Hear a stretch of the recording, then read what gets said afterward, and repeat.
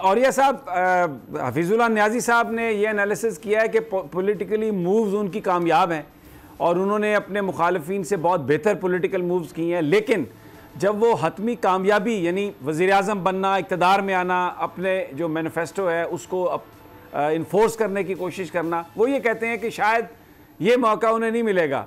आपको क्या लगता है और यह मकबूल जान के जिस तरीके से इमरान खान ने सारे ये जो इत्तेहादी हैं इनको सरप्राइजेस भी दिए हैं, पंजाब में अपनी मर्जी की हुकूमत बनाई, चलाई, अरब तहलील भी की और आगे बढ़ रहे हैं, don't you think he'll be able to get to the highest post?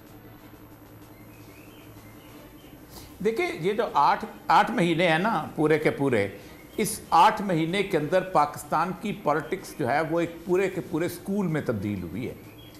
मैंने कम से कम 51 साल की एक्टिव लाइफ पॉलिटिक्स की मैं जहाँ तक देखा है, आप अंदाज़ा करें कि शेख मुजीबुर रहमान से शुरू हुआ था एंटी इस्टेब्लिशमेंट नैरेटिव, बल्कि फातिमा जिन्ना से शुरू हुआ, बिल्कुल, लेकिन एंटी इस्टेब्लिशमेंट नैरेटिव जो है वो इस्टेब्लिश नहीं हो सका था। कम से कम 3-3.5 साल नवाज शरीफ साहब एंटी इस्टेब्लिशमेंट नैरेटिव चलाते रहे, मरीम नवाज के जलसे थे, सब कुछ था, और वो एक नहीं सारे के सारे इस्टेब्लिशमेंट के इंस्टीट्यूशंस को चलाते रहे। लेकिन 10 अप्रैल के बाद पब्लिक तक, एक आदमी तक इस बात का पहुंचाना कि ये जो रेत की बोरियां हैं ना लगी हुई पाकिस्तानों की, इसके पीछे कोई और चीज़ बैठी हुई है। अब वो पब्लिक को अंदाज़ा हो चुका है कि वो रेत की बोरी हट चुकी हुई है। इससे कामयाब और क्या पॉलिटिकल मूव हो सकती है, पहली बात तो ये। दूसरी बात यह है कि अब जो उन्होंने कहा है कि उसको नतीजे की तरफ ट्रांसलेट नहीं किया जा सकता। इसके 2 कम से कम बड़े अहम मौके आए जो मैं आपके सामने रख देता हूँ।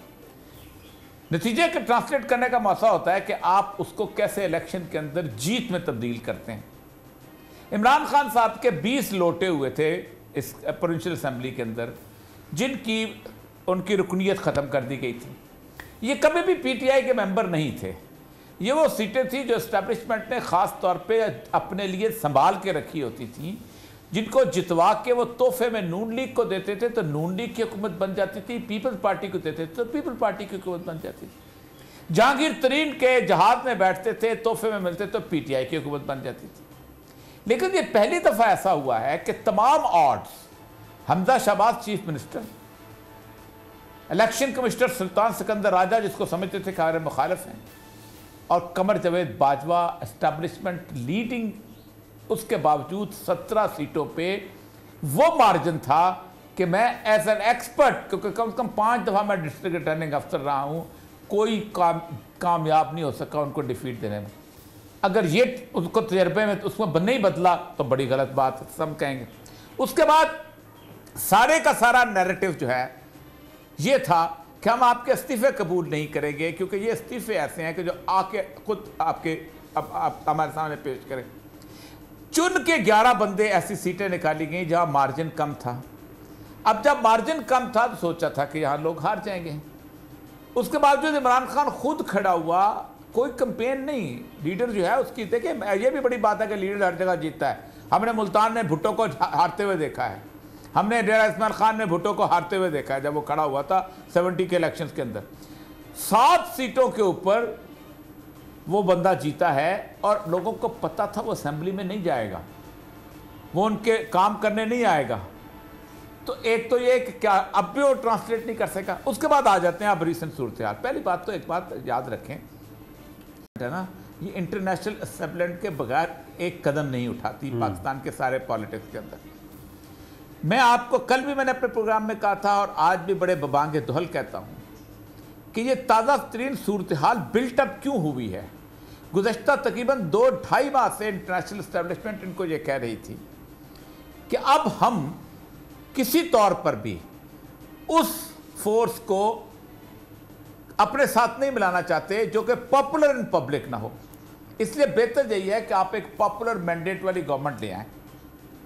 जो लास्ट मुलाकात हुई है आर्मी चीफ की मोहम्मद बिन सलमान से, फॉरेन ऑफिस की खबर ये है, ज़ाहिर बात है खबर तो छुपती नहीं है, कि उनको कह दिया गया है कि हम इन्वेस्टमेंट उस वक्त यहाँ पर लाएंगे जब बेशक भले नवाज शरीफ जीत के आए, आसद जरदारी का बिलावल जीत के आए, मरीम नवाज जीत के आए या इमरान खान जीत के आए, जब तक आप एक ऐसी पॉपुलर पार्टी या पॉपुलर सपोर्ट वाली गवर्नमेंट नहीं आती जो अगले 5 साल की कंटिन्यूटी में रखेगी, आप नहीं करते।